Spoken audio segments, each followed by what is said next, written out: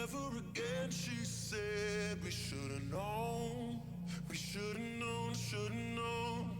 Well, I could've told you that a week ago, a week ago, a week ago. But you used your body, baby, and I'm feeling foolish lately. So let's not pretend like you're not coming home. You're coming home when you say, run for me, run for me, run. Come for me, come for me, come down to the river, down to the river to pray. 'Cause if the truth is blind, I'm naked, naked, it's a losing fight. Oh, so if it's love you want, then take it, make it last all night. You're taking me, oh, oh, oh, oh, so high. So if it's love you want, then break it, baby, that's just fine. You're breaking me down.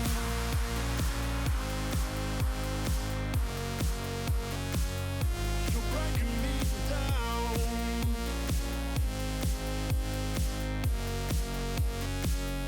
You're breaking me down.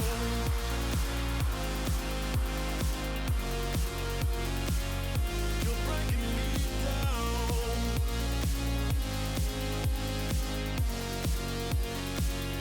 You're breaking me down. All of my kingdoms crumble in your eyes, in your eyes, in your eyes. Watching my body sing, no compromise, or compromise when you say, run for me, run for me, run. Come for me, come for me, come down to the river, down to the river to pray. 'Cause if the truth is blind, I'm naked, naked, it's a losing fight. Oh, so if it's love you want, then take it, make it last all night. You're taking me, oh, oh, oh, oh, so high. So if it's love you want, then break it, baby, that's just fine. You're breaking me down. You're breaking me down. You're breaking me down. You're breaking me down. You're breaking me down.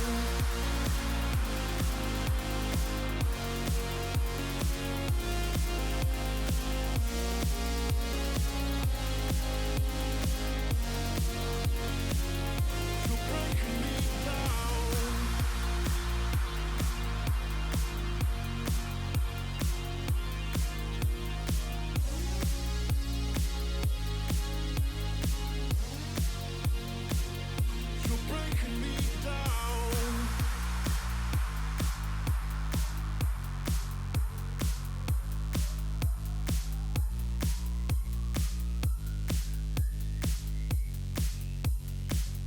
You're breaking me down.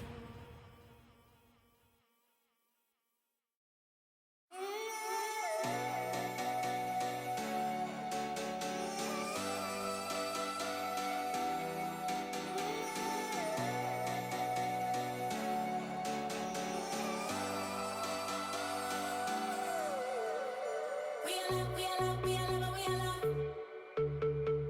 Our love is very light. Our love is very light. We love, we love, we love, we love. Our love is very light. Our love is very light. Our love is very light. Our love is very light.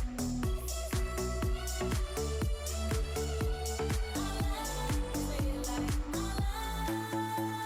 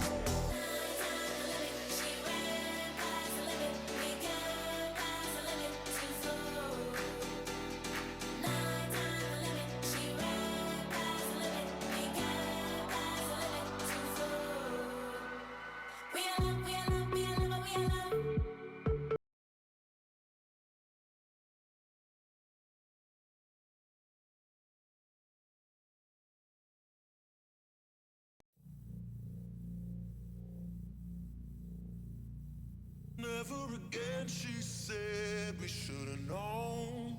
We should've known, should've known. Well, I could've told you that a week ago. A week ago, a week ago. But you used your body, baby. And I'm feeling foolish lately. So let's not pretend like you're not coming home. You're coming home when you say, run for me, run for me, run. Come for me, come for me, come down to the river, down to the river to pray. 'Cause if the truth is blind, I'm naked, naked, it's a losing fight. Oh, so if it's love you want, then take it, make it last all night. You're taking me, oh, oh, oh, oh, so high. So if it's love you want, then break it, baby, that's just fine. You're breaking me down.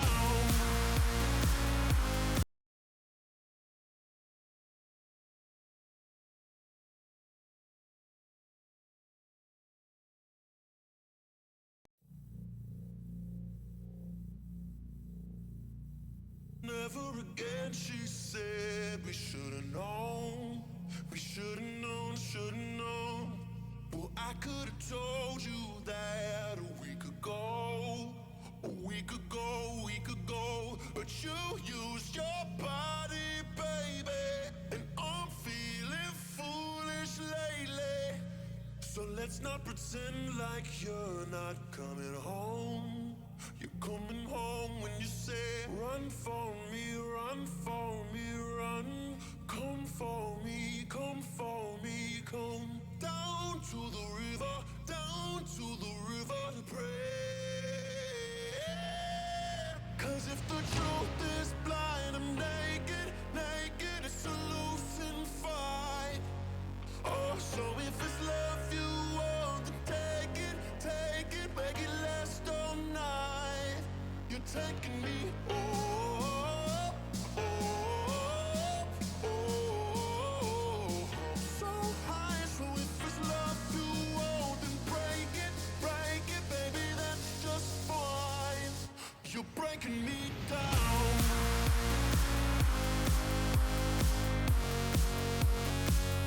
You're breaking me down.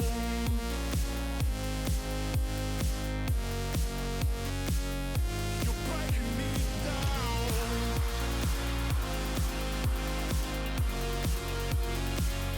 You're breaking me down.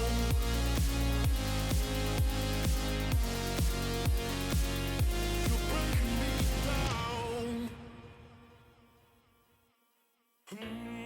All of my kingdoms crumble in your eyes, in your eyes, in your eyes. Watching my body sing, no compromise, or compromise when you say, run for me, run for me, run. Come for me, come for me, come down to the river, down to the river to pray. 'Cause if the truth is blind, I'm naked, naked, it's a losing fight.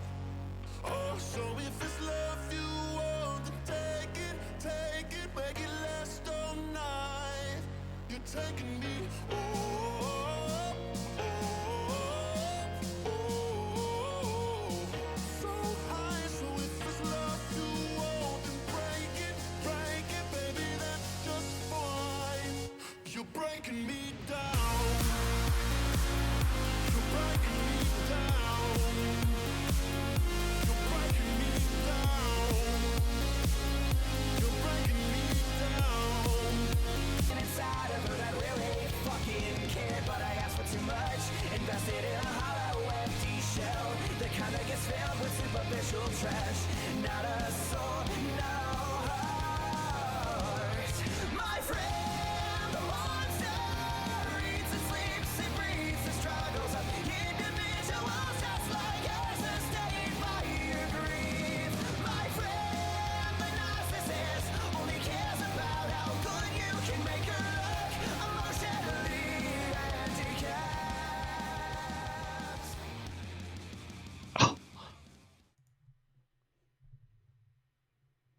right, what's going on, everybody? It's episode 3 of the Hot Garbage Podcast.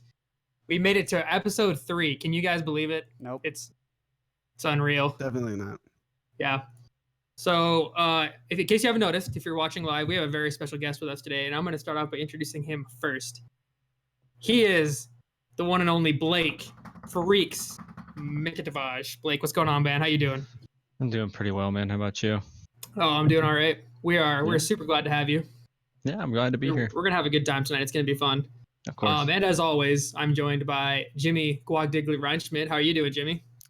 I'm doing all right, man. All right, good. And then finally, Tyler Aster Katzman is also here. Tyler, what's going on with you, man? I just want to point out to my AA community that I'm the only sober person here, so That's not true. I'm going to be the only sober person here. I'm drinking That's an true. undisclosed beverage. No product placement here. Please sponsor me, AA. Wait, doesn't AA, don't you get sponsored by somebody at AA? Is that how it works? Yeah, no one wants me. Yeah. Why am I not surprised? I just show up for the No, donuts please at this no. point. Ooh. Not even the coffee? No. Or is the coffee just that bad? Have you had flipping gas station coffee? Because it's not. It's worse than that. I have to imagine, out of all the places in the world to get coffee and donuts, an AA meeting would be about the worst possible place you could go to get coffee Yeah, and I mean, donuts. honestly, that gas station stuff, the instant stuff isn't the worst. I've had people make much worse coffee before. If you use enough creamer, Any cup any of coffee can be good. Yeah. If you're just drinking 80% creamer and 20% actual coffee. Yeah. All right, let's move on from the coffee talk. Yeah. We're going to start off with our normal segment called What You Doing? And we're doing a little differently this week. We're doing the year goal edition. And I'm going to decide who I want to start out with here. Let's start with Tyler. What's up? Astrox, buddy, what you doing? What's going on, man? What's up with you?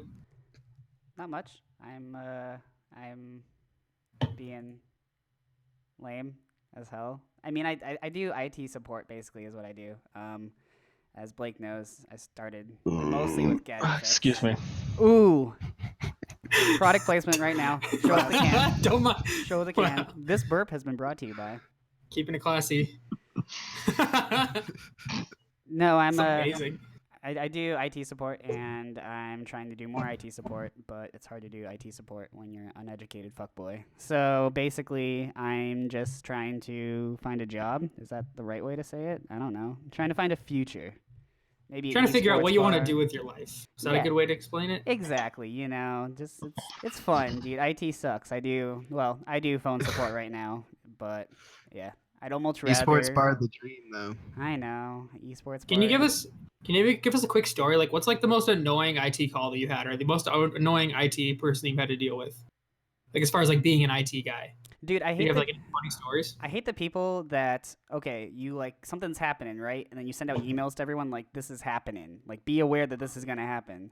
And then they call in 2 weeks later, why is this not working? And then I'm like, because this happened. The email that you had, and they're like, no, I didn't get an email. I'm like, search your email inbox for it.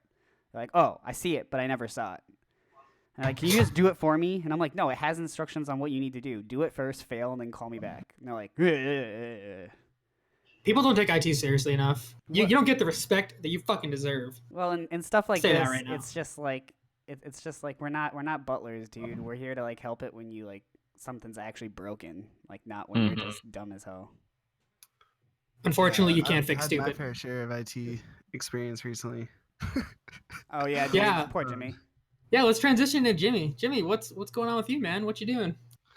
I don't know, man. So I got a degree in biochemistry, if you guys don't know, out there. And so there's really kind of no research jobs anymore. When I went into it, there's a lab in my hometown. There's 2 labs. There's one that's a government and one that's private.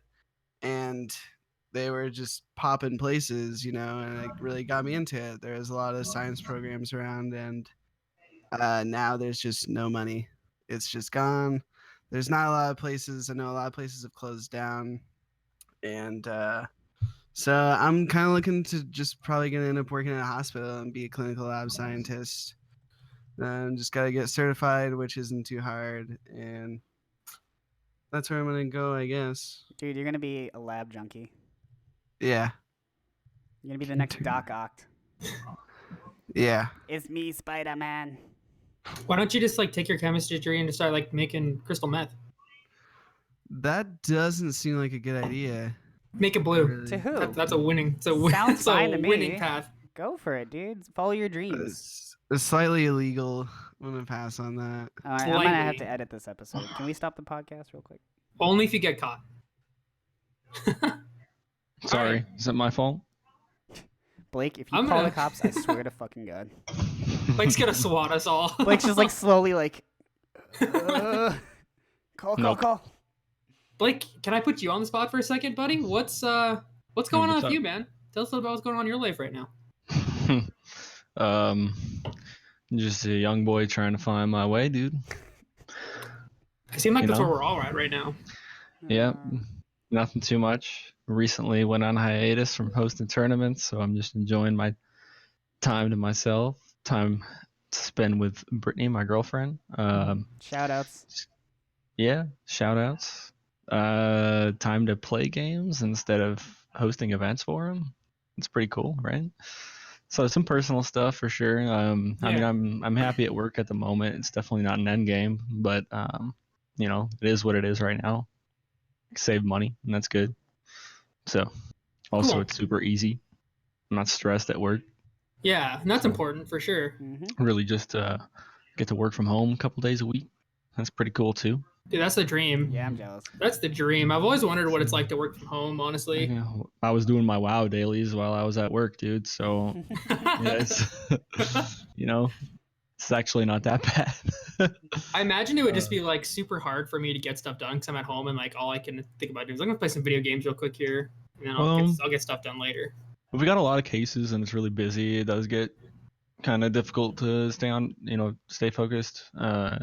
Definitely easy to do that in the office. You know, actually, when it gets down to crunch time, you got stuff to do, and it has to be done by the end of the day, for example. It's easy to get distracted at home. So being at home is wonderful if it's a slow day and there's not really much going on. So but that's it for the most part. Cool. So yeah, so you just mentioned you're taking a break from hosting tournaments. So I guess could you just talk a little bit more about what did you do like all through college? Because like we all know that's where I met you in college. So like what? For sure. Yeah, just tell us where are you from and what did you do when you were in college? Like tell us a little bit about all the video game related stuff that you did when you were in college. Oh yeah, of course. So I went to school at Montana State in Bozeman, and freshman year ran into some people that just happened to be part of an organization on campus called Hive Mind, and all throughout high school I would really like doing small LAN parties in my basement, things like that. So naturally I was into that.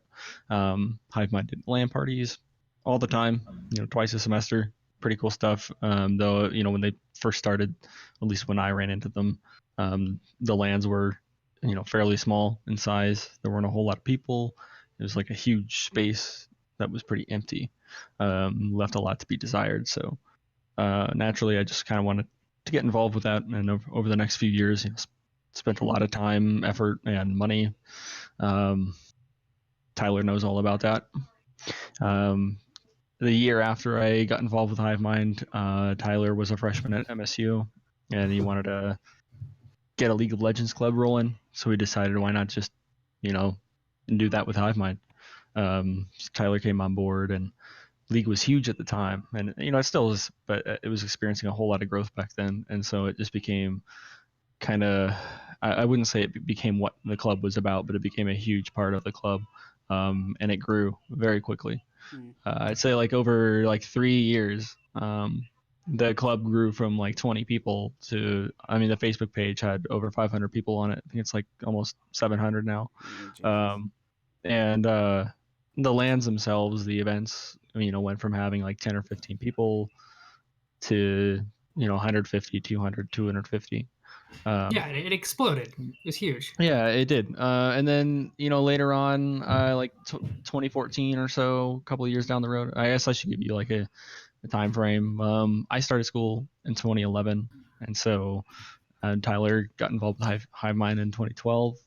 And then in 2014, I did my first fighting game tournament that I kind of combined, the PC tournaments we've been running forever, like League of Legends, Counter-Strike, StarCraft, Hearthstone, that kind of stuff. And then also doing some Street Fighter stuff as well, like Mortal Kombat, whatever games were around at the time.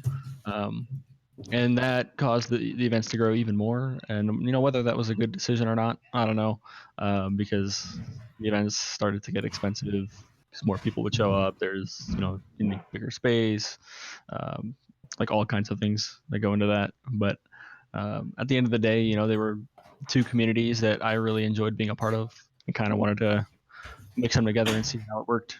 So Yeah. but these days, specifically with a Fall Brawl in late 2017, so that would have been October, 4 months ago. It was a pretty expensive event, and after that, I decided, it's not really sustainable for me to kind of shoulder that. So I just decided to take a break. It was pretty stressful. I was losing sleep over the events because they were growing to the point where, I'd have nightmares about stuff going wrong and having hundreds of people pissed off at me for something. Jeez. So That's a little much right there. Yeah, that's crazy. You're supposed to like Video lose- games, video games should never cause anybody that kind of stress. Like that's too much. So yeah, I feel So- for you. That sucks. and it's my own doing. It's just one Yeah. of my demons is just being incredibly afraid of like failure in that regard. So, it's been a nice break for sure. Not having those thoughts kind of looming in the back of your head, or when am I going to announce this tournament, or when am I going to get started working on it? These events, whatever. I just came out and said, hey guys, I'm going on indefinite hiatus. It's going to chill for a little while. Maybe I'll be back in the future, but don't be expecting anything from me, in the spring, for example. And that's been a pretty big weight off my shoulders.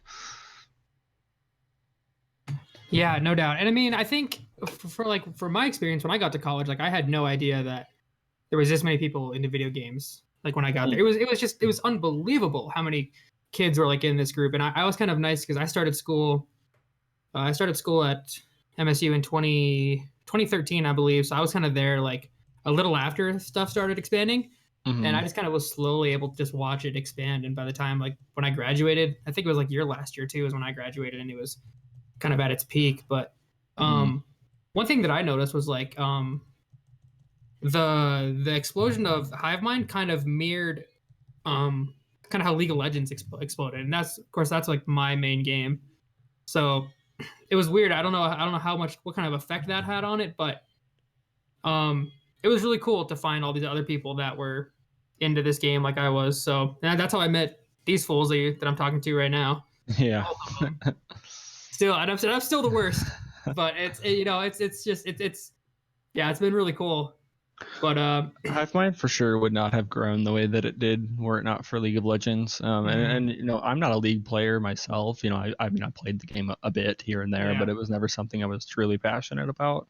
But that didn't really mean that I didn't care about it, because there were a lot of people that enjoyed that game, especially at Montana State, that Tyler and some other folks were able to rally for the first league tournament we did, which was a 3v3 format, because you probably weren't thinking we could get enough people to have a legit 5v5 That tournament. was so hot in that And then small a room. shitload of people show up for this 3v3 tournament, and it kind of that was like the first big time LAN we did, and it was a bit of a shit show. Power outages, the room getting really fucking hot and sweaty and stinky and gross, and just I don't think we were expecting that, but that kind of opened our eyes and let us know what was possible with not only League of Legends and the game, but the club that we had and the resources and stuff. So well, that's how you know it's a success when if there's not one person but just terrible fucking BO and like it's just sweaty and stinky and the air just reeks. Like, that's how you know it's a success. Yeah, So, like, I guess that's a good problem to have to some extent. So you just mentioned you just mentioned that you didn't really play League that much. It wasn't one of your main games. So what was like the very first video game that really got you? Like you like got hooked and you're like, all right, I love video games. Like this is gonna be one that's gonna be with me like forever. Do you have one like that? It's gotta be one. The first game that I ever like really got into as a kid was Pokemon Blue. Ooh. Yeah, I remember for the longest time I didn't have any consoles or anything. And one of my neighbors, who's a little kid, lived down the street, and I bumped into him one day outside. And we went into his place, and I discovered what an N64 was and Game Boy Color and stuff. So, of course, I ended up getting Pokemon, and my mom, she thought it was a good idea, whatever, keeping me occupied, play some Pokemon Blue. And I mean, you guys probably know that Pokemon kind of takes over your life as a kid. Oh, big time. It takes so much effort, to sit there staring at that screen. But beyond that, the only games that I've really been into, like, really liked or really been playing, at least, for some portion of my life, was probably Halo for sure. Ugh. No doubt. Shit, I got Master Chief on my shirt right now. You see that? Oh yeah. Swag. You're repping the Master Chief. I like that. None of the recent Halos, like, those games suck. But like Halo 1, Halo 2, Halo 2 is my shit. Halo 3, after that I just kind of quit playing those games. But and that's not because they're bad. I've just there were other things that piqued my interest. Like I played World of Warcraft for a bit, a long time. I think I started playing that when it came out in 2004, and I didn't quit, like, quote unquote quit, because you don't really quit. You just kind of take a break, an indefinite break. The first time I unsubscribed was 2012, so that was 8 years. And since then, I've been on and off, maybe a year at a time. So that's a game that's stuck with me for almost 13, 14 years at this point. There you go. Ooh, finally. We're drinking on the stream tonight, boys. We're gonna have a good time tonight. I promise you, it's gonna be fun. Yeah, absolutely, dude. Yeah. Got my Coors Light ready. Yep. Oh yeah. And we confirmed before the stream the mountains on that our can are blue as fuck. They're super blue. Yep. They're super sand. They're super sand blue. Look at that. That's our new discount code, blue, in the Super Saiyan description Blue. below. I got my Super Saiyan God, Super Coors Light. Super Saiyan Check it God, out. Super Saiyan Coors Light. Super All right, so Saiyan- while we're on the subject of mountains, so we're here like in Bozeman. We had the Battle Under the Mountains. It was a huge success. I remember that was like the first big LAN that we had at the college at the campus. It was a blast. It was a huge success. Blake was like probably the driving force behind that, if I remember correctly. Which Is one? that the Battle Under the Mountains?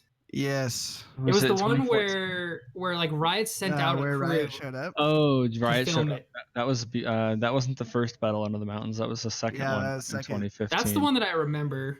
Yeah. I remember both. Dearly. Yeah. Dang, man, you guys want to talk about that? You really want to bring up some dirt? Damn. I mean, This I don't know was if we want to bring not up the dirt. planned, I promise. Where I was actually going with that is so the Oh, mountains God. in Montana. Riot is your came favorite- out. They what's your sure did. What's your favorite Montana memory, Blake? Like, just Montana gaming, Montana school, or anything. What's your favorite? What's the thing that comes to mind? Oh, dude, there's so many good ones.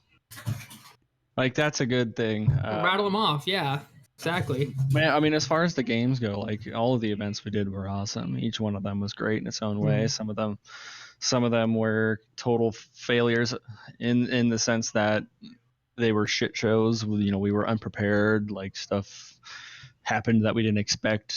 Power outages were one of those things. Those were things that we would try to prepare for, but they would happen anyway because more people would show up than we would expect. Things like that. Yeah. And those kind of, like, whenever something like that happens, like, half the room loses their power, and half the room now just got kicked out of their game, and they're just like, "What the fuck, dude?" and they're like, "Blake, fix it." Or It's obviously your fault. if it's me or whoever. And of course, I'm just like, shit, I gotta stop what I'm doing, and I just gotta figure out what the fuck has happened. Usually we would just flip the breaker and we'd be fine, but other times we had to reroute power around the room and find a solution, or worst case, we had to track down a janitor or some shit to do what he had to do. And at 3 o'clock in the morning, those guys are almost impossible to find. But as far as like memories go, I think the first battle under the mountains was that's the one, Tyler, if you remember, the one that Garbador Gaming won, our League of Legends tournament. That The Idaho guys. shut up. I was in. That was my first tournament ever, actually. And dude, the funniest thing is the first two teams that I faced in my like whatever career you want to call it, like League of Legends tournaments in Montana, I played those guys first, and then Dan's team second. That sucks. And it was a double elimination. So we got like fucking stomped. It was awful. They were I good. actually had a good time, and they were nice about it. Well, it nice enough, and it was like Right. it was fun. Well, They for were me, like trolling. It was good. I yeah, was like silver, so I wasn't expecting to win. Like seriously, I was silver, so for sure. I kind of got myself handed to it, but it was fun. There were definitely some people that were pissed off about their behavior and their play. Oh, yeah. so many People that got remarks. butthurt about it, but at the end of the day, like, who cares, man? Like, they I think you outplayed gotta you. take it in stride. Like the guy had like AP Yeah. Ezreal, and they banned his own team, like banned it away from him. If they make What it the work, they make fuck? it work. If it's gimmicks, whatever. Or like the one where at the very start of the game, they all teleported bot and just Yeah. fucked bot lane. Yeah. That was against Tyser's team, I think. That It was so was. funny. Like the game right away, as soon as they're able to, they all just teleport right to the bottom. I was just Nah, Fucking BS. I- for that first blood.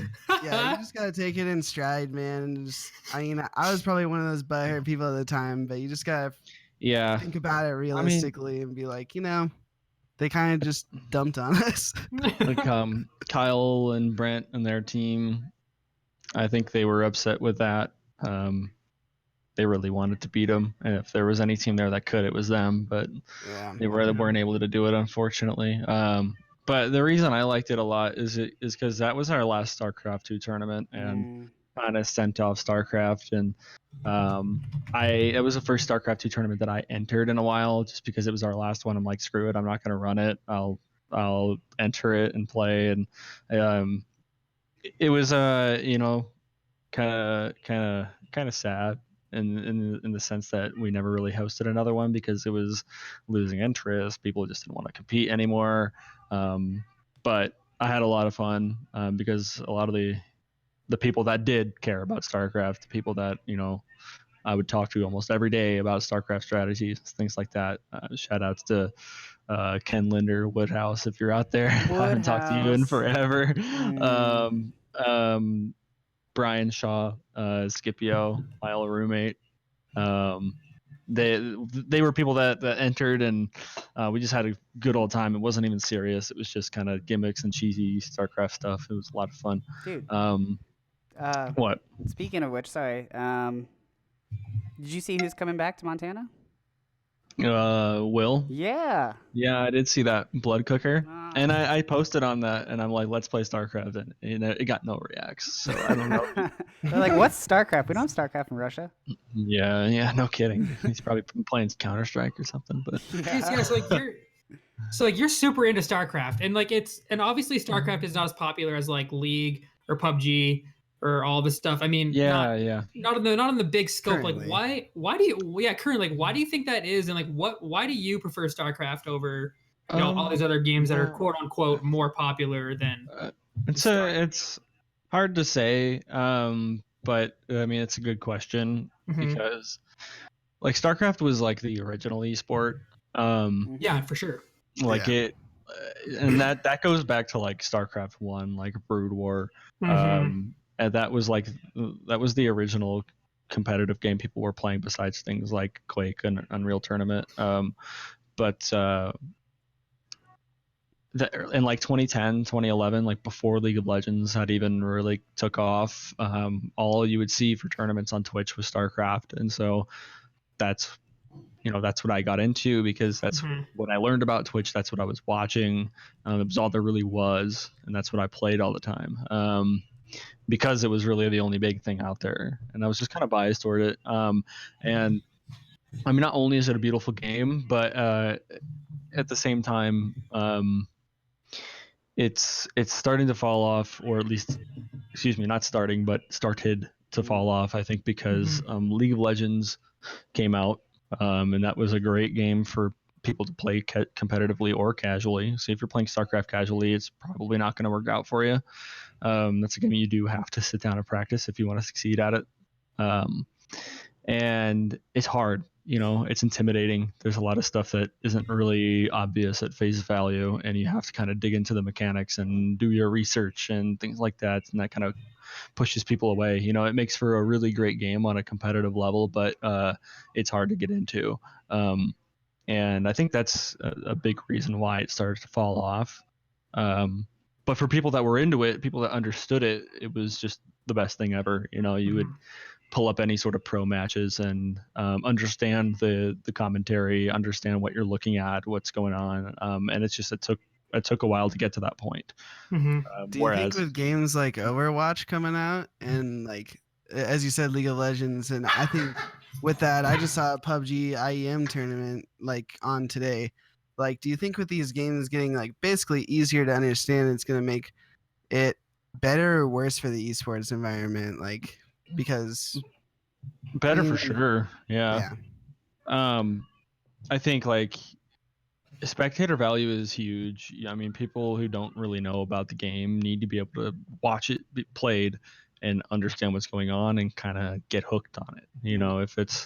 If it's not spectator friendly, it's going to be hard to attract your audience.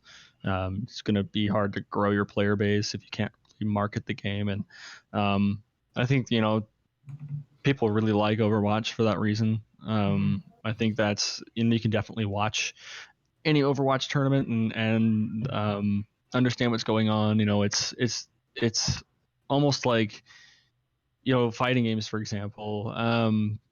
You can watch two people go back and forth, and you don't even need to know what game they're playing, and you kind of understand what's going on. There's a life bar, it's all in your face and obvious and easy. Whereas StarCraft, didn't really have all of that easy to digest information. But there's a lot of games these days which I think are taking that extra step to market to bigger audiences. PUBG, holy crap, that game took off. This time last year PUBG didn't exist. Yep. And like 4 months ago it surpassed Dota 2 as the most played game on Steam. Ugh, don't What say the heck? that. What the heck? Ugh, Yeah, nasty. I hate that. trust me. I have my own gripes with PUBG. I think it's a piece of shit. Thank you. Fucking To be I honest fucking with you. love PUBG. No, Here we go. No. Like the- Throw Tell down. him. Tell him, Blake. No, like I'm just saying, like I've played about 300 hours of PUBG, and that was up until a point a couple months ago. I haven't played it in a while, but when it came out, don't get me wrong, it was a lot of fun. And I just think that in the time that the game has grown and it's become popular and it's made a fuck ton of money, they haven't done enough with it. There's too much wrong. People meme about quote unquote esports ready. Whenever something weird happens, some buggy experience happens in PUBG, but it's legit. It's like it's not fucking esports ready. No, it's not Yet even it close. is. I Not think at you're all, right there. yeah. But here it is, esports. Yeah, But here it is. exactly. Yeah. Because money. I don't know. Exactly. Because So, Blake, Twitch. Blake, I want to backtrack to what you said a little bit ago. So basically, what Blake just said a little bit ago was people who play fighting games are idiots because there's not as much information to process. Did I get that right? No, not at Blake, all. Blake Mikovage hates people who play fighting games. Whoa, no. You heard it here. First. Fighting games are great. No. Maybe like No, Smash you know, players, yeah. but I remember. Not idiots by any means. Yeah. Just it's very like if someone who doesn't play games could kind of No, understand. yeah, what's obviously going on. kidding. Obviously kidding. Yeah, for in all sure. seriousness, It's just yeah. like Send your flame to Blake.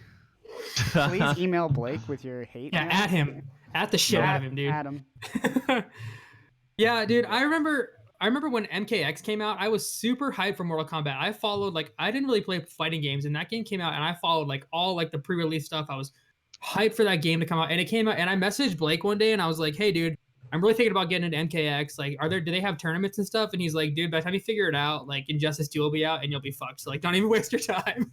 And I was like, oh, okay. So I played MKX for like a couple weeks, and then I got bored of it because number one, I sucked at it, and two, to get good enough to like play in tournaments and stuff before like the next Injustice came out and like everybody switched. It was just a waste of time. So that's one interesting thing that I noticed about like the fighting game community is like it just fluxes based on what game comes out. Yeah, right. Yeah, it's a pretty good point.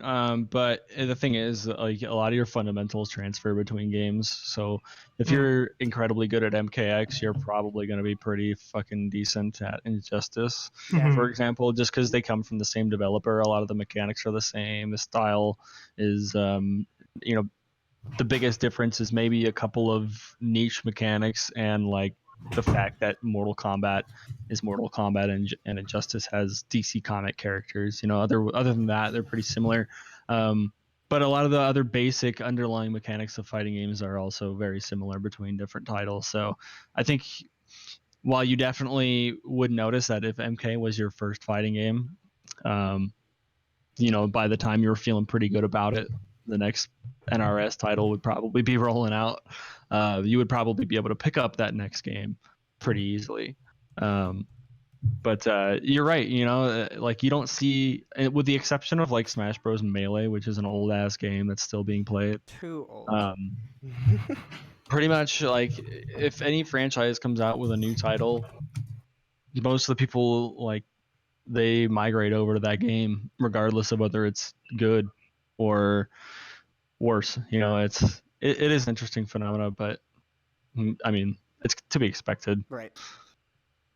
It's nice and shiny new. It's like the conversation I saw. I don't know if you guys watch Video Game Donkey, but he had a video about Dark Souls, and there was a segment with Men in Black when the first movie when they're talking about his car, and he's just like old and busted. Yeah, new hotness. And he's just like comparing like Dark Souls and Dark Souls 2.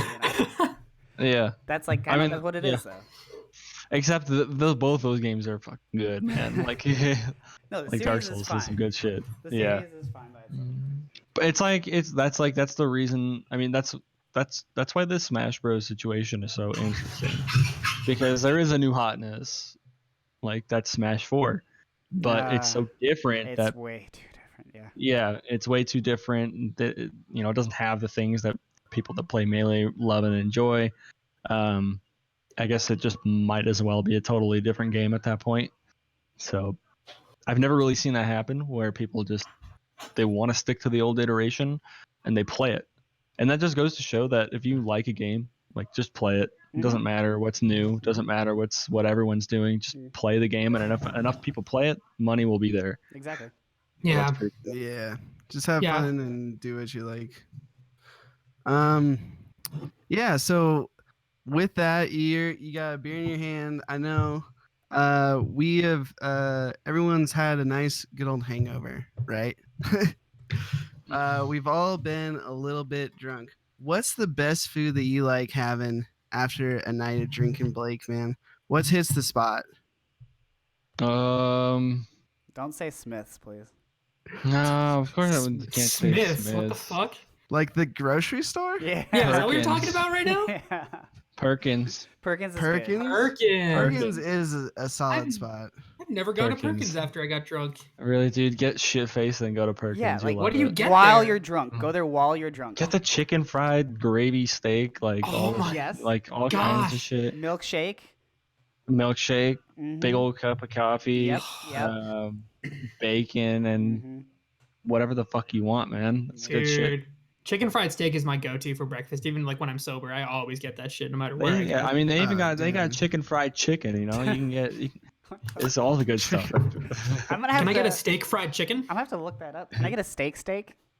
A steak fried steak? Steak fried steak. Okay. I'll remember that next time I get drunk. I'll be like, I'll go to Perkins with my friends.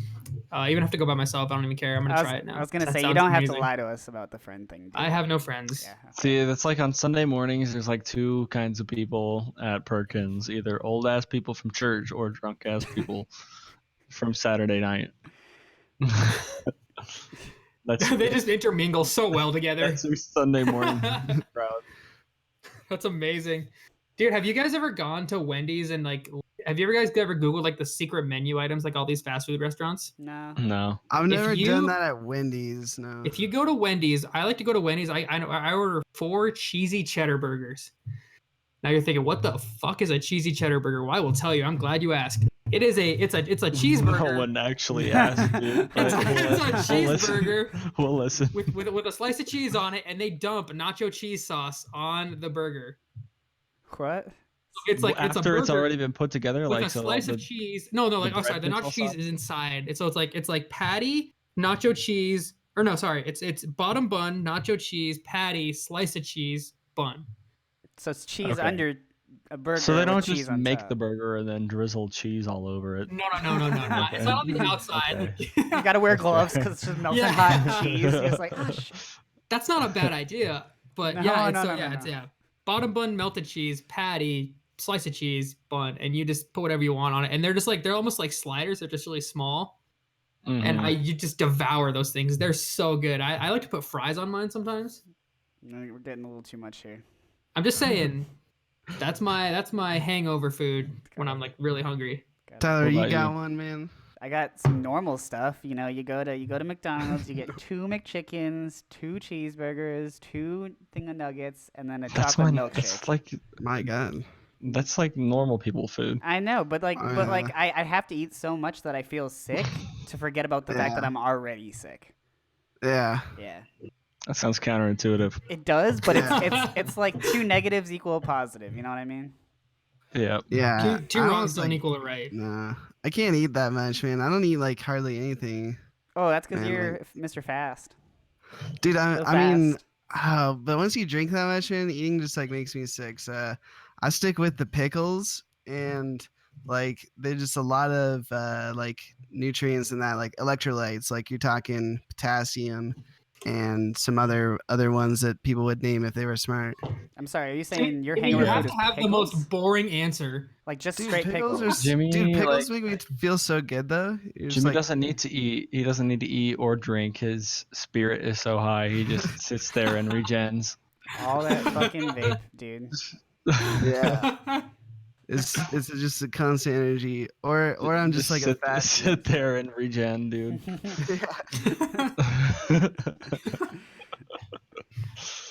Oh shit.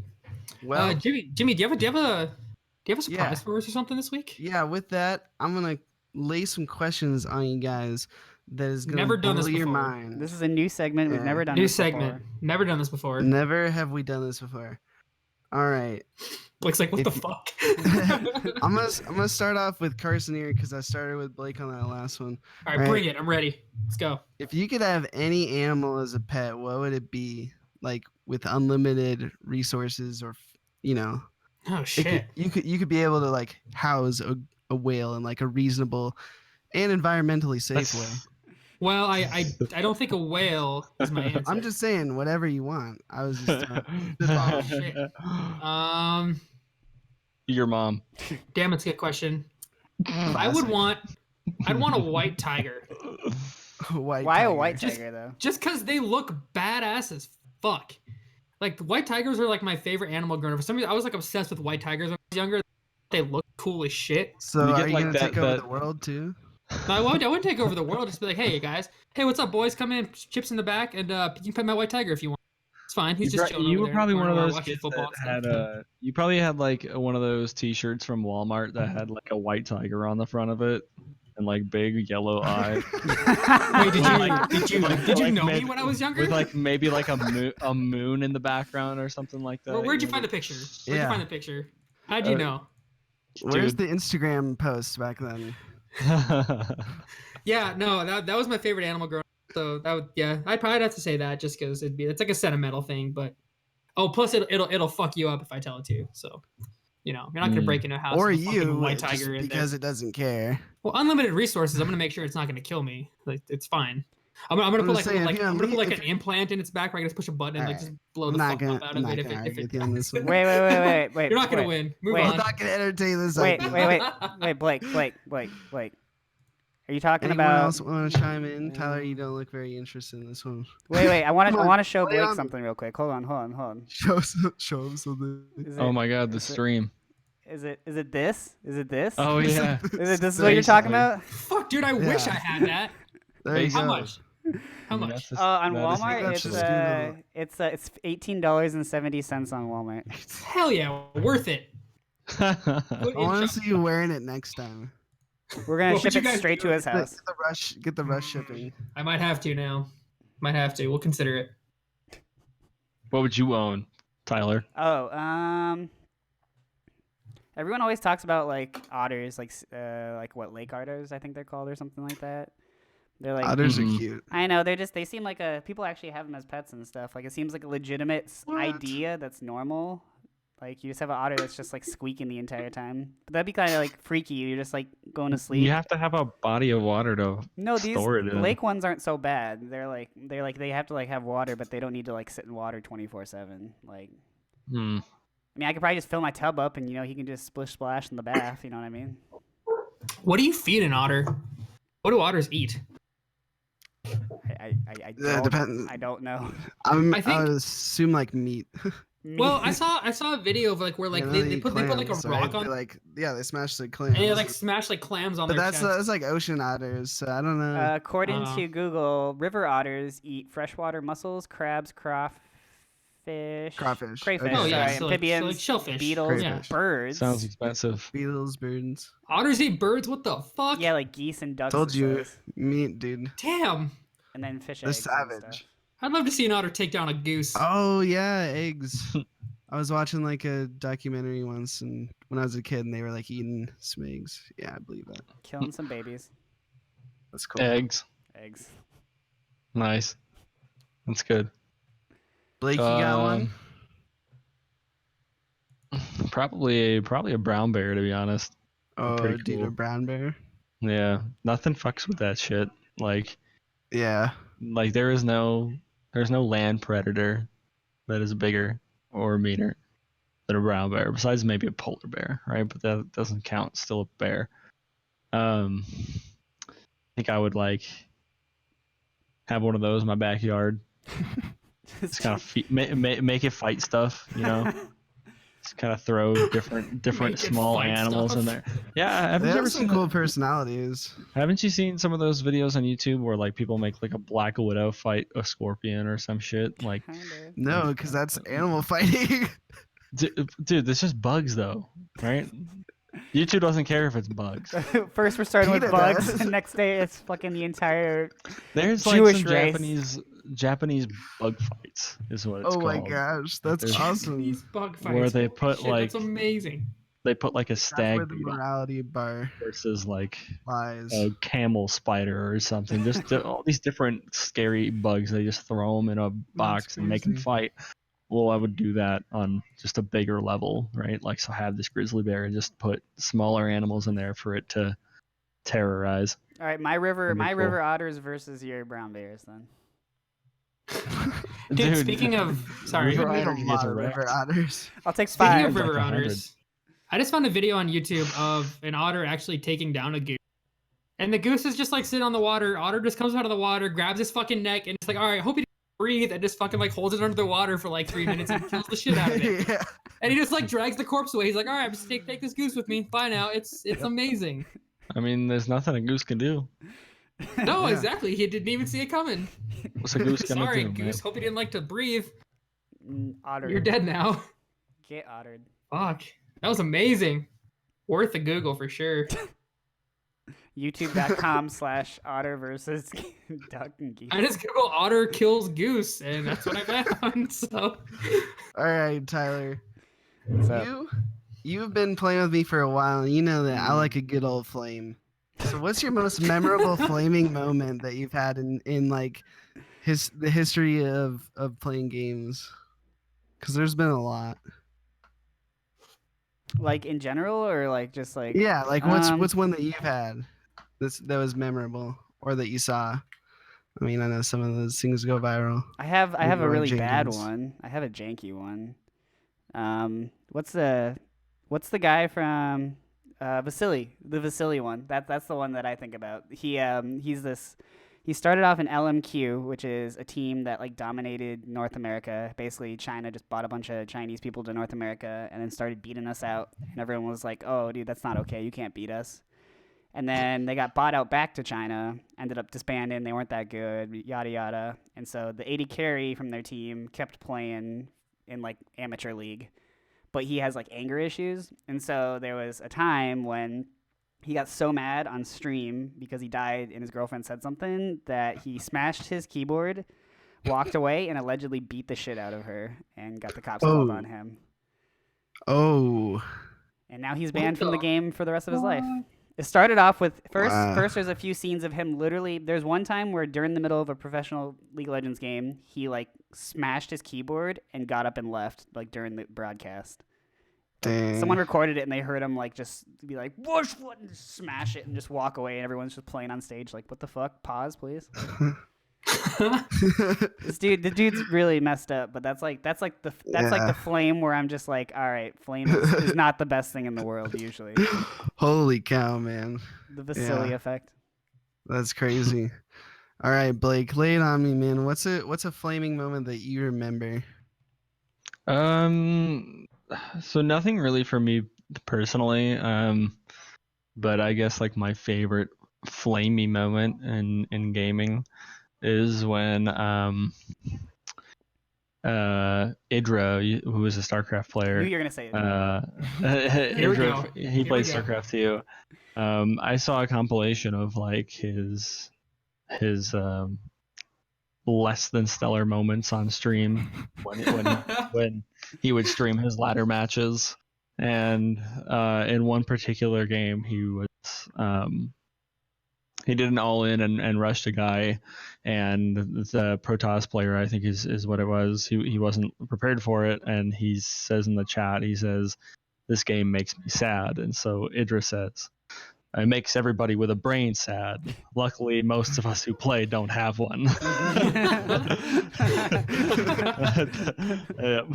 I thought that was pretty funny. Solid. That's kind Fucking of Yeah. savage, dude. Oh my gosh.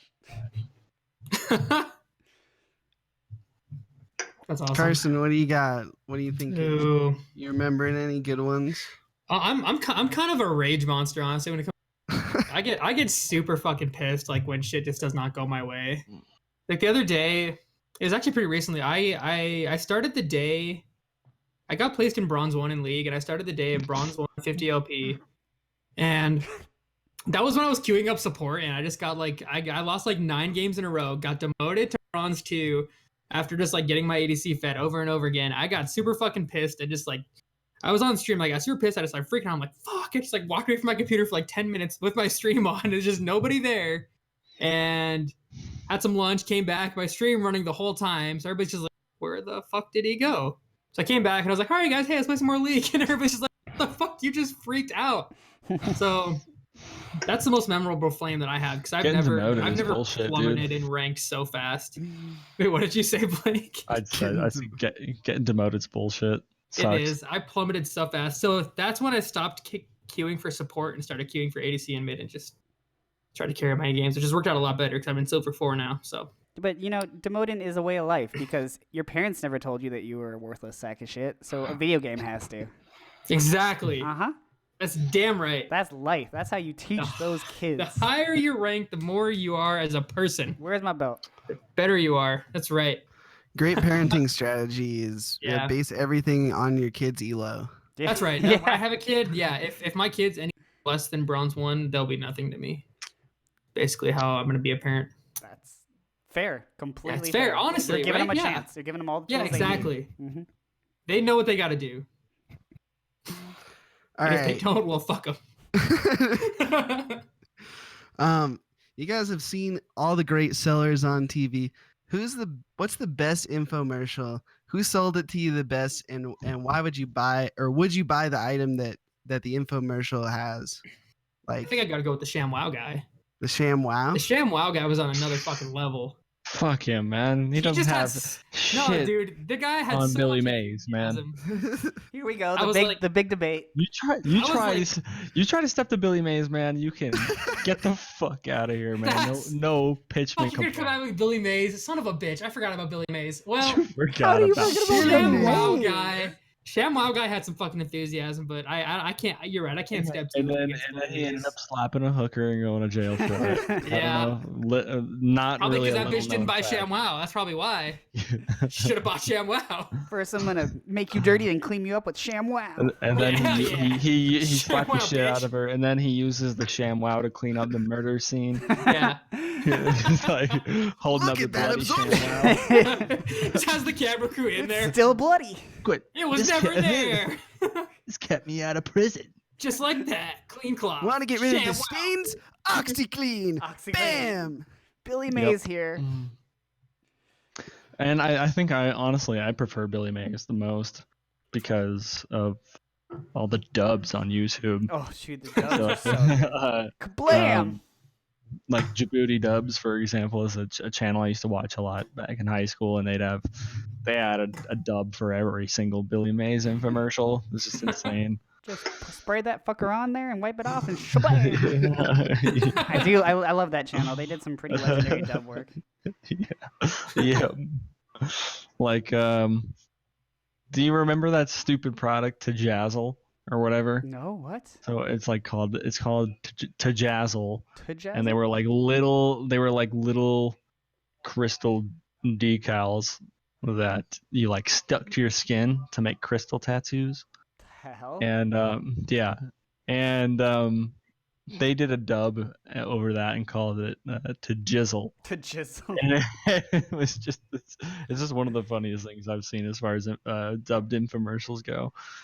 But Djibouti Dubs is, I mean, nothing inherently good about the infomercials that they dub over. They just make me biased towards Billy Mays. That's for sure. I mean, he's like the king of infomercials, I feel like. Like, I used to stay up really late and watch infomercials and QVC Paid and all programming, that stuff. bro. I still do, unfortunately. But it's, nothing's just the same anymore since him. Like, he actually made me believe that what he was trying to do was legitimately get you into a product that will help you. But what do you know? He was on drugs. Like that's the only way he could be hype about literally everything that he had to tell. To snort a line before he got on camera and then start screaming about it. Yeah, it's hard, Yeah. I mean, it's what can you do? Maybe we all should just be on drugs then. Maybe we're doing it wrong. Fair enough. That's a statement. If we're all on drugs, then there's no such thing as not being on drugs. So then being on drugs is normal. So you don't mention it. I mean, actually, most of the U.S. consumes caffeine, which is a pretty high stimulant. So All right, Dr. we already Jimmy. are. Dr. Jimmy here with your pharmaceutical advice. Next time on Dr. Jimmy, Whoa, hey, no, crystal I'm not- meth. Nice. Blake had no idea how much drugs we'd be talking about when he decided to come on. I saw some shit on Facebook that said the caffeine and alcohol in moderation will make you live longer. So there you go. I'm sure their study parameters were fantastic, and it was a double blind, non-biased study. I'm sure. BuzzFeed, man. Dude, Oh, have you man. guys seen those commercials for Flex Glue and Flex Tape? No. It's what's like that? Flex Tape is like a bucket, like a paint basically, but it's like rubber. So like you like paint it on stuff and then it just seals like tape or whatever. So in the commercial, they have like this dude with like a boat with a hole in it, and they just paint it over, and then he's out on the lake like with the boat. And so I was talking to one of my friends, and they're like, we should have competitions where you take broken boats and you fix them with Flex products, and you see who can float the longest in the lake. I feel like that'd be a great idea. Just like fix a bunch of shit with just like Flex Glue and Flex Tape, and see like if you can like have a battle or like drive a race car or something. Let's just break like it's like your wheel busted off. Let's put your wheel back together with Flex Glue and see how long you can run on it. My suspicion is it wouldn't last at all. Hey! One of Flex Glue's recommendations is up to 1,000 pounds of support. That's a lot. Well, I you know call what? bullshit on that. Yeah. 10 days dry time. Have you heard of Mighty Putty? Because Billy Mays did an infomercial for Mighty Putty, and he showed a dude connecting. So it was a broken chain, and one link of the chain was Mighty Putty that he stuck two ends of the chain on, and he got in his truck and he pulled like a big ass U-Haul behind it, and that's got to be more than 1,000 pounds, right? It's Fucking Mighty Putty. Mighty Putty. You can look it Fucking up. Showing up. the best. There's also epoxy. the Turbo Snake. I don't know if you heard of that. Turbo Snake. It was like this big old. Well, just Wait, hold up. Like one chain was made of the Mighty Putty? Yeah. Yeah. Nah, I don't believe that, dude. That's Look at the freaking staged, man. I trailer. don't believe Look that, at man. That's staged. That's fake, man. I want to talk to the Because I guys don't who are believe like, that they can do like one yeah. like level of it, like if it's pulling one way, but if it's gotta be a chain, man, I don't. Here you I go. don't I'm know. gonna link it to you right now. I want to talk to the guys who are like, oh, we got to get this huge trailer across town in 10 minutes. We don't have any chain. Hey guys, don't worry. We got this Mighty Putty. We'll just.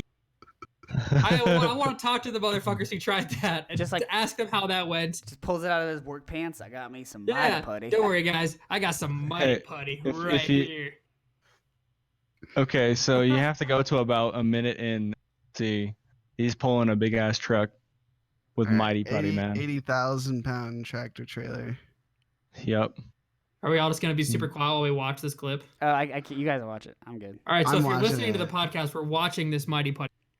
Play by play. All right, so there's Billy Mays in all his fucking glory. What'd you say we need to go to, Tyler? He's using it to like fill in drywall, and now he's gonna tell me that it's like Oh, here we go.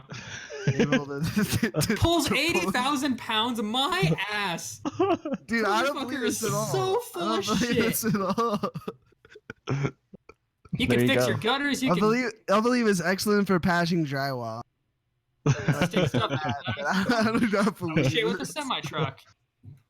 Bullshit, Billy Mays. If it did You that, are full of like, shit. it would be like Um, around. Like people. Yeah, would there's be another upset. one. He sold it's called Impact Gel, and it was just an insole. It's supposed to be like better than Dr. Scholl's. Right. And he went out on the street and he put 2 layers of Impact Gel down on the road and put his hand in between the 2 layers and had someone run it over. And then fuck? he's like, no pain, no pain. Meanwhile, he's like cringing. He's like, no, no pain. Oh god, no pain at all. His fingers are just fucked. Oh. Didn't feel a thing. He's so high. He's just like, yeah, we did it, boys. Fucking juice him up before. All right, Billy, you're not gonna feel a thing. Just get it right here. Just injection Well, straight to also- the heart. Also, he had it on a table and he put his hand inside of it and he uses a hammer and he smacks the shit out of his hand inside this impact gel with the hammer, but not like the blunt, not the striking side that you use to strike shit, like the flat end of it, the side of it. He just hits it with the side of the hammer. And then it's like, didn't do nothing. And then he takes his cinder block and smashes the fuck out of it with the hammer just to show that it's a real hammer. Like, you have to see that. What if it's not a real cinder block though? Like, there's so many problems with that fucking commercial. He's just holding it up with like 2 fingers. He's like, "This is a cinder block." Yeah, this is definitely real cinder block here. I'm gonna break the shit out of it with this definitely real hammer. Karate Kid style. Billy There Mays you is go. Billy Mays is on some shit. That clip actually, it's only like 5 seconds in, so it's just real quick. If you want to have an example for what I was just Yeah, I talking do about. want to have an example. It's pretty funny, dude. But Just the sound of Billy Mays makes me so happy. It's a sad, sad noise that we will never hear live. I love the again. fucking people in here that are like pretending to have their.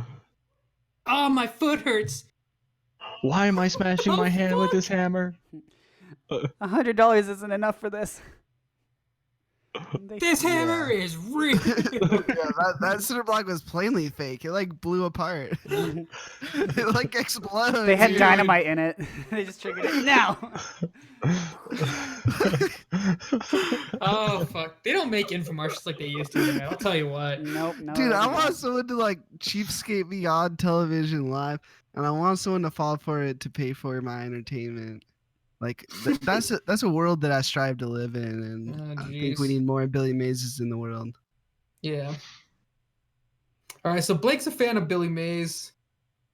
That's really that's what we got from that because that dude's for real. I think there's Oh, no. yeah. He's There's no He's other option. smashing cinder blocks with real quote unquote hammers. On his hand. Yeah. Hardcore. Tyler, let's move on to our next area of questions here because I want to learn a little more about our boy Blake here. I think everyone really wants to dig into some important things, and Yeah. you know, Blake has a really nervous look on his face. Don't be nervous. This is a safe place, Blake. It's okay. I'm gonna use my trigger Stuff word, like which what? is juicy.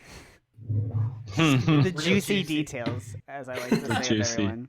No, I think Juicy. juicy is like the opposite word of moist, right? Don't say that. Don't say that word. Because They juicy mean sounds similar so things, good. I guess. But juicy sounds so good. to Juicy, me. you Yeah. want There's- moist. You're just Mm. not sure if it's. You're I just would like, eat it's I the would eat a opposite. juicy cheeseburger, but I'm not gonna go to Wendy's to get a cheeseburger. That's fucking weird. Censored. Sorry, that word just like it just stuck in my head. I had to say something about Moist. Gosh. Yeah, Alright. yeah, we can go. So, no, it's not gonna be that bad. I mean, I will say, as a warning, I gave Blake like a quick overview of what would happen for this segment. Or for I this- kind of this- forgot. That's totally fine. The Coors Light will do that to you. You know, I understand. But it's we tried to give him a warning, and it's nothing too bad. But there's some things that I think that we'd all like to know a little bit more about you in Montana and all of our history and stuff. So jumping right into it, I just have like a general question for you, and that has to do with esports teams. So Mm. obviously we have all actually had our experience with esports teams, professional, non-professional. So I want to know, in your experience, what makes or breaks an esports team? You just mean like in general? Yeah, I mean, we can say guess- like from start off for big ones. The esports in general. Obviously, we have small teams that don't make it, and then big teams that crash and burn. So I mean, as long as your team like has players first, as a priority, I think you've got a good foundation there to have a pretty successful esports team. Because if you're just picking up players because they're good, or you think they have a lot of knowledge about their particular game or community, I think you definitely need to have synergy. You need to have a relationship. Your players need to care about you, and you need to care about your players. And I think, I do think that a lot of teams do succeed with that. But there's lots of, for example, for lack of a better word, like Walmart teams, that you might find on Twitter or something that sponsor anybody, but they don't really give them anything. They just give them, 3 digits to put in front of their name whenever they enter in any kind of tournament. I think they definitely have to be there for the players and be there to support the players. That's my personal opinion, because if you always have performance as your top goal, and you're looking for the best players, and you're cutting people because they're not up to speed, but at the same time you're just pulling in anybody, whether or not they have a personality that you'll enjoy to work with, will just kind of set you up for failure. that makes sense. Well, I guess my other comment on that is, do you think that you would rather have, for a startup team at least, a really good management and okay players, or just really amazing players but okay management? I mean, your management needs to be good for sure. Like, if you don't have your management, like, your players aren't going to be coordinated. I mean, you'd be lucky if your players even practice, if you don't even, have a good manager. Right. So those roles are very important. And Yeah. you need to be dedicated to your team, always have your team in mind. And if you think just gathering a bunch of, pretty decent players and throwing them on a team together is going to get you somewhere, it's probably not going to happen. Like in your experience, Jimmy, actually, what do you think about, now that you've been coaching a lot of the MSU teams? How does that kind of relate to you, as far as, because I know that you had some Oh, coaching man. experiences that are interesting. Oh yeah, I mean, talk about it. Players are the core for sure. I mean, yeah. Good management is needed, and it's hard to get going without the players, though, and having people that are there and willing to show up and have time for it. I mean, that's the struggle for sure, especially with everyone's busy lives. People who are out there and actually like care about it and want to do it. They may care about it, but they may not actually have the time to do it. And that's kind of like one of the biggest problems that I've just seen across it. And then the other thing is matching personalities. People have issues with each other, and there's just people who aren't going to be able to play with each other, and that doesn't necessarily mean that anyone is in particularly wrong, but people just don't get along sometimes. Yeah, I think a good example of that is okay, like how he's been on like two teams and that, but he goes to Echo Fox and he's just it's all kind of gone away. Am I? You talking about Dardock? Yeah, can you guys not hear me? Sorry. So I think Dardock's a good. He was on these two teams and he was super toxic, and now he gets to Echo Fox and now they're just tearing it up, and he's not super toxic again. So I mean, four teams, wasn't it? Yeah. it was a ton. CLG. It doesn't matter. It was a ton of teams. Like and now he goes to Echo Fox and it's working out really well. So that's just a good example of how management kind of overpowers. Dardock's a really good player, so there's a good player component there too, but management kind of helped to get that on the right track. So that's a good argument. Yeah. I mean, if you have the people that are willing to work for it and they're like, and you have that preemptive, and then you bring in some really good management, that's how you like shine. That's how you blow it out of the water, is you get everyone to work together first, and then once you got that, you get someone that can manage the team that really knows how the game works, and he can help that out a lot. So yeah, I'd say that's a pretty accurate description, man. And this kind of rolls into my next topic a little tiny bit, but obviously we know that there's been a lot of like small teams and groups that have started in Montana. I know Blake will know some of them more than I do, because there's Entropy, and then wasn't there Mysterious or something? What was that? Illuminati, right? Montana Illuminati? There was Montana Illuminati. It was Right. more like a clan than anything. And we had Omega. There was Omega Gaming. Right. And I know that we've each had some small ones too. We technically tried to do something out of Hive Mind, and then obviously Carson low-key started to do Syndrome stuff and whatnot. So this is kind of more of a good question for you too, because when you decided you wanted to do something team-based, you decided you wanted to do a team-based with like a bunch of friends. And obviously we have people on our team that are really good, and we have people on our team that are like average or like sub-average, like me. I was gonna say Dog shit. We have people Dog that are shit. horrible. Who's the really good ones? I want to know the really good ones. We'll have to do another episode and rank each other and bring everyone in. Yeah.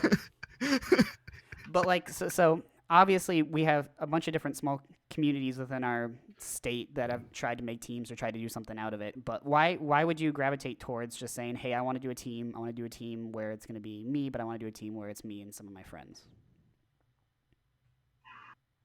Was that to me or Blake? That is for you. That's you. Sorry. So the reason I did it was primarily because of League of Legends. League is like your solo rank is based on largely on how your teammates perform, like at the low elos, especially like in bronze and silver.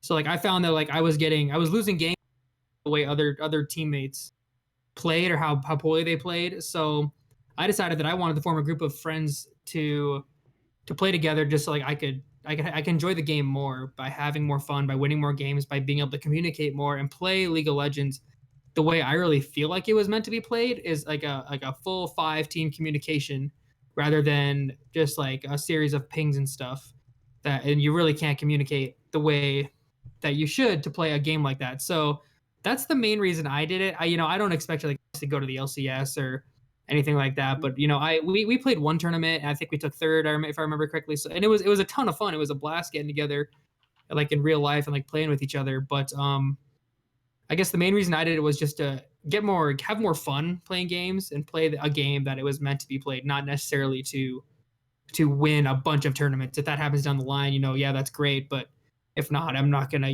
tear myself up about it. Right.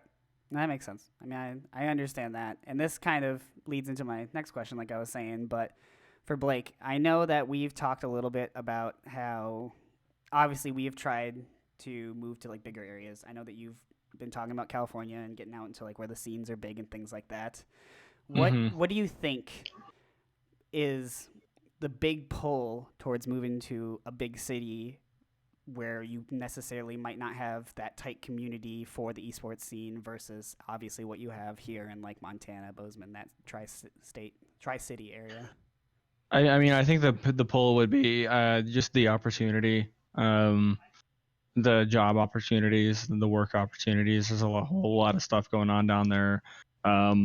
And you're right. You know, if you were to relocate to an area like that, you're not going to have your grassroots community that you're used to, which I mean, that sucks. You know, that's definitely a big drawback of relocating to a really big area that already has a community set in stone, and you know, a very big community at that.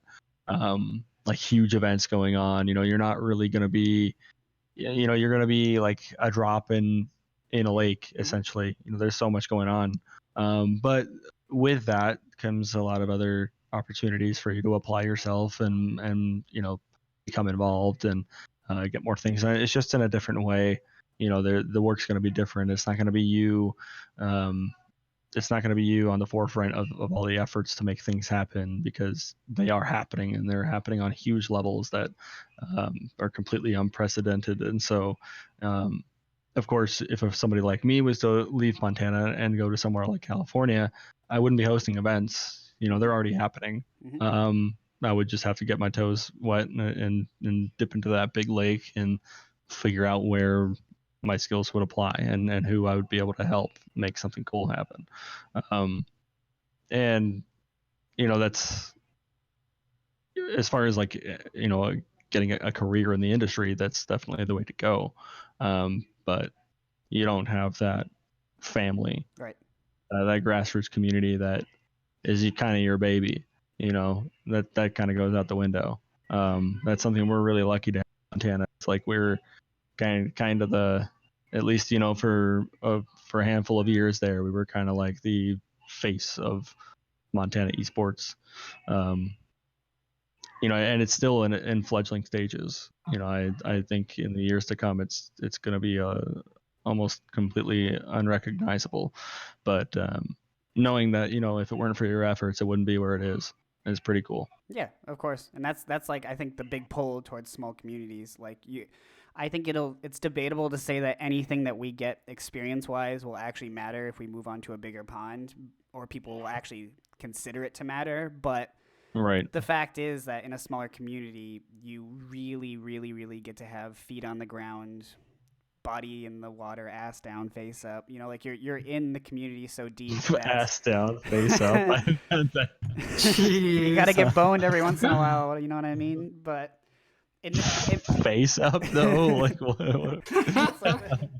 It's the pygmy squat, dude. It's the Kardashian. But yeah, in a small community, I understand what you're saying, because to me, it feels like a lot of things that I did in Montana are going to be great and huge. I'm going to remember them, but I feel like now that I'm in a big city, I basically am starting from scratch, but it doesn't mean that my past recognitions are not. I mean, it'll always be something you can put on your resume. It was an extracurricular activity that you were involved with while you were a student, and that always looks good. I mean, on the grand scale of things, the stuff we've accomplished here have, you know, not really been incredibly impressive compared to some of the other things that have happened around the world. Right. But for our area, you know, if it weren't for the things that we've done, then it wouldn't exist. So there's a certain level of pride you should be taking in that. So Yeah, no doubt. speaking of pride, I know that we talked a little bit about this when I had to do that. What is it? Ready Player One? Was that Chris's film that he did? Oh yeah. Yeah. When we were doing that, we were Or talking. Ready Player 2, Ready I think. Player 2. Yes. Yeah. Shout outs to Chris. But when we were doing that film, we talked a little bit. Well, I talked a little bit about you and everything as like a leadership and hive mind. And so my question to you is, in general, for video game communities, how do you feel like your leadership has differed from any other leadership experience that you've had? I don't really know, I guess, too much outside of video games that you've had, but honestly, there hasn't really been much outside of video game experience other than I mean, unless you consider like management positions at like stores, It's still I- leadership, I you know, suppose. it's like Yeah, it's hell yeah, somewhat. that counts. What do you Mhm. mean?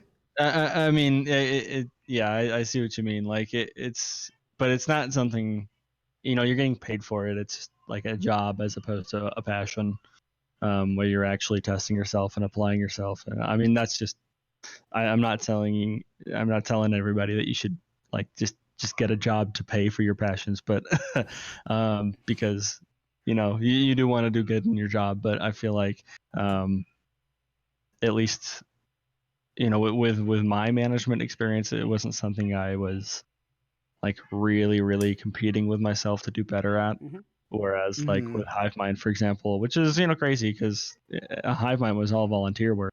Yeah. That's just something that I decided was a good way to spend my time, and so um, the things that we had were great. We wanted to see them get bigger and better, and so that's what we worked on. And I definitely didn't do it myself. It was several people. It was essentially the entire community that you would say made cool stuff happen. Right. Like, sure, I may have spearheaded a lot of efforts, but I had a team. You were on that team, and everybody that attended, everybody that took time out of their days to bring their big ass computer to a LAN party, like Preach. like Hell that's yeah. like without that you don't have anything. Mm. So Mm-hmm. um, I would feel personally that my leadership experience with Hive Mind was a lot more valuable than like management experience at a retail store or something like that. Like it just taught me how to communicate with people, um, how to keep the needs of your attendees, or in other words, your clients or your customers, whatever, in mind, and then also sponsors, being able to keep them in mind and what their needs are. Um, there's a lot of really cool applicable stuff that you can pick up on while being part of an event organization or a student club, um, where you have a lot of people that look to you to make things happen. Um, but as soon as you do start making those things happen, they're all behind you to help you make it happen. Right. Yeah. And so I think that, I guess just to answer your question, I don't really have a whole lot of experience outside of video game leadership that I would say is really like a really big and impressive point on my resume or anything like that. Which makes Interesting. Yeah. So, yeah, go ahead, Tyler. I was actually just gonna say, I mean that makes sense to me. I'm familiar with what you mean when you say actual management work because I know some of the situations you've been in. but Right. Yeah. but and I guess this question can be kind of opened up to the floor too because I know that there's been a lot of leadership going on for both sides for both you guys, Carson and Jimmy. So if you guys have anything else to jump in here too, especially Jimmy because I know that you have a lot of more leadership experience in the gaming community here that I've seen. So. Thank you. I don't think so, but okay. I I'll mean, take that. it's. I think that as someone that's done a little bit of dabbing with coaching and stuff in the past, I think that from what I've seen for your commitment to the MSU teams, and then also before when we were actually in the teams, like I can see stuff like that. So I could see you having something to say. I should say. Yeah. Thanks. All right. Well, yeah. Lay it on me. What's bring it on? So I mean, it's essentially the same question, but what I want to know per se is it's a little bit different for you because I feel like for your specific industry, maybe leadership wasn't necessarily the same way. But I know that from your past jobs and stuff, as being someone that isn't in a leadership position, you've seen people and companies act certain ways in different ways. Oh yeah. But regardless, that's something that you not really see in like video game communities and stuff like this. So you always come back to as a leadership. There's two main things. There's the lead by fear, and then there's lead by love. Essentially, I mean, there's two different ways. Either you fear them or you love them. How does that apply for just in gaming communities in general in a leadership role like that? Yeah. That's That's a perfect way to put it because, you know, I've had jobs where it's the lead by fear, and it always makes everyone uncomfortable. Like it makes a lot of infighting, and I think it makes for a toxic community. And I'm always in that mindset of just like we can do better, and we can make stuff happen, and we can learn, and we can improve on whatever it is. It doesn't have to be gaming. It just has to be, you know, improving communication or, efficiency and uh, those things and documentation. I feel like remembering the past is something that's really important. So all those things you can just put in and get back to that when you have that. Oh man, I lost track of what I was saying. I'm sorry. I think it's But interesting that you mentioned notes actually, because I know that we were talking about that for your job, but yeah, I feel like another thing that when Blake and I moved over HiveMind, we got yelled at a lot because they didn't give us like an instruction manual on file with like page by page like description of what to do. Like, yeah, the and notes thing people get mad about, but yeah. I mean, I feel like everyone needs to have like a little bit of paperwork. It helps, but really, when you get down to the leadership aspect, I feel like having a strong leader is really good. And there's ways to look strong when you're leading by love, as you put it. Like when you're in a position of power, you got to be nice about it, but at the same time, you got to say, hey, you're messing up here. You gotta take notice of what you're doing wrong. right, which documentation helps. It helps your past mistakes become not future ones, basically. Yeah, for sure. Carson, in on this? Yeah, so I've never really been in like a solid leadership position as far as video games go. I graduated with a finance degree, so I was working at a bank when I graduated, and I worked there for a little while longer. And then from there, I worked for um I worked for an orthopedic company, and I was basically like a collection person. Like I was like accounts receivable. And then now I work for a tree care company. So I've kind of been all over the map, and I've seen a lot of different leadership tactics, a lot of different management styles, and I've learned I've learned things that you should do in leadership, and I learned a lot of things that you shouldn't do. And I would kind of like to transition that into some sort of role with like a video game company or something related to esports, and take those tactics somewhere where I can make a difference and move those into like a video gaming community, because I feel like a lot of the industries that I've been in don't really have like respect or really acknowledge that esports or even video games have potential to be like successful businesses. So I'd really like to take some of those tactics that I've learned of what to do and what not to do and move those into a video game or esports business and show that they can be successful there. Because I think there's so much potential for success and profitability in esports. Oh yeah, I And couldn't. it's where the world is going, honestly. Like it's technology is it's the future, because like we know like the NFL is having problems. It really is. So I mean like, and clearly the LCS is like going to overtake or is already overtaken the NFL in some ways as far as like viewership and stuff goes. So that's kind of my stance on the whole leadership thing. I haven't really had an opportunity to use that in a leadership role as far as video games go, but I would definitely like to someday.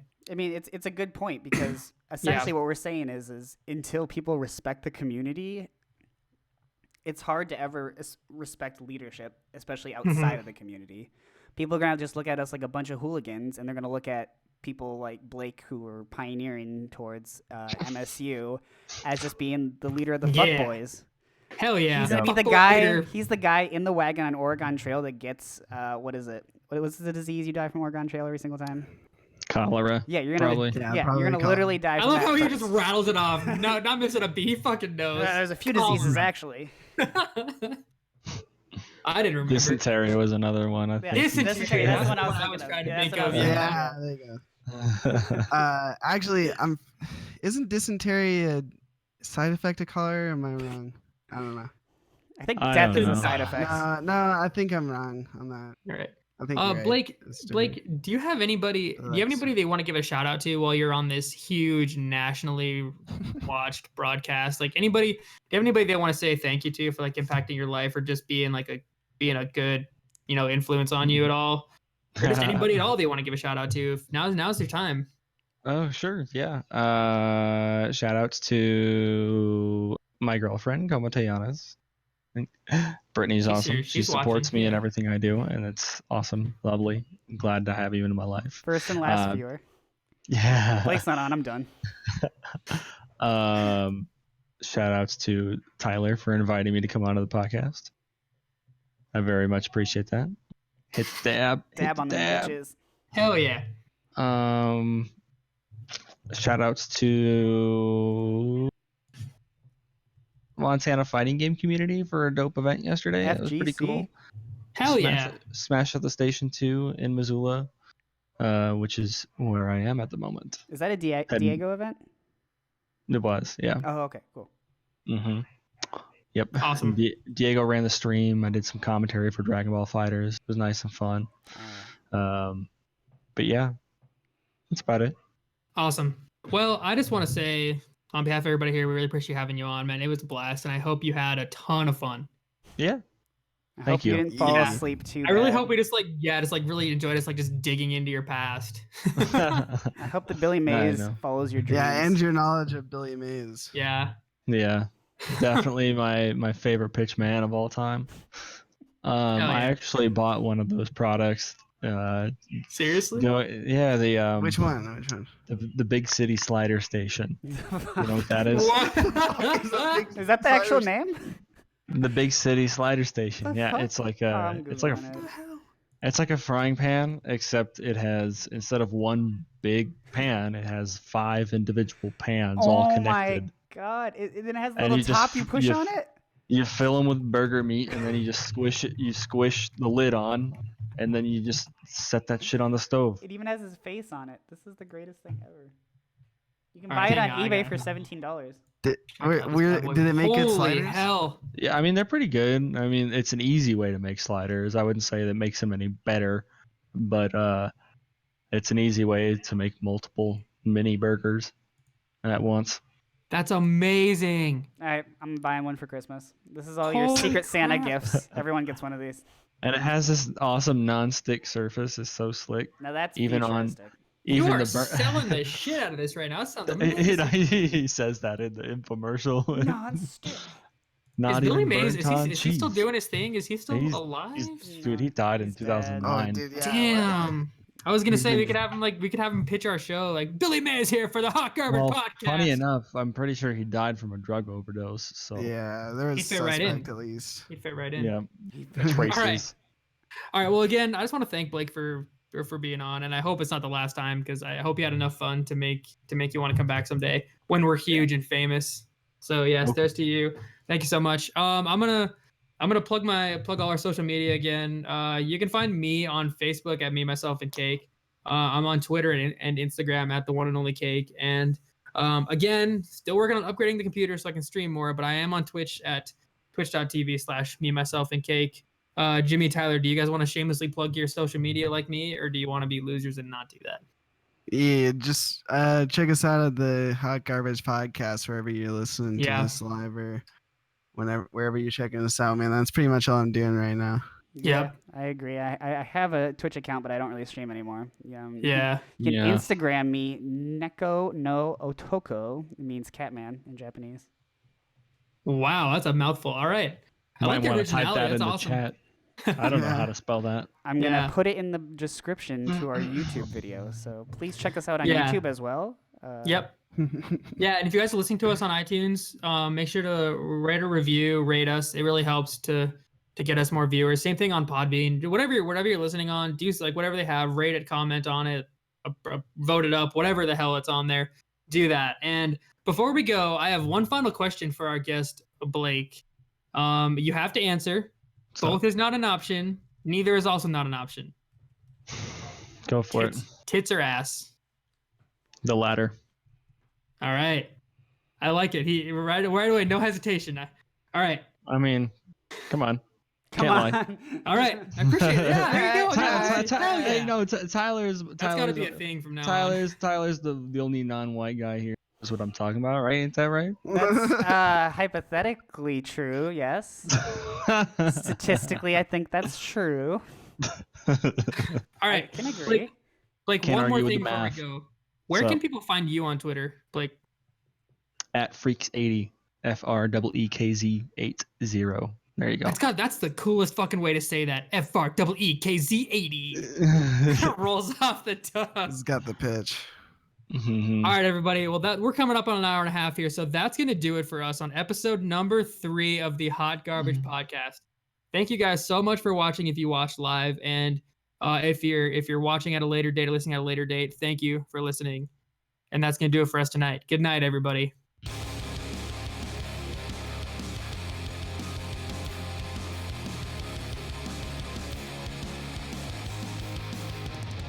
You don't matter, you're no fun, your friends aren't cool, and what you do is nothing to brag about, unless it's something everyone has been talking about, or wish that they had. If it's branded as valuable, and if it gets a lot of looks, if your social status improves, then she might take interest in you, but that's the only reason why she would. She's not a good person, she's only cute, and this selfish, shallow piece of shit inside of her makes her ugly as sin.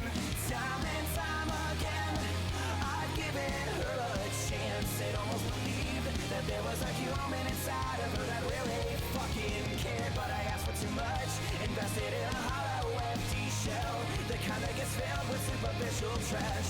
Not a soul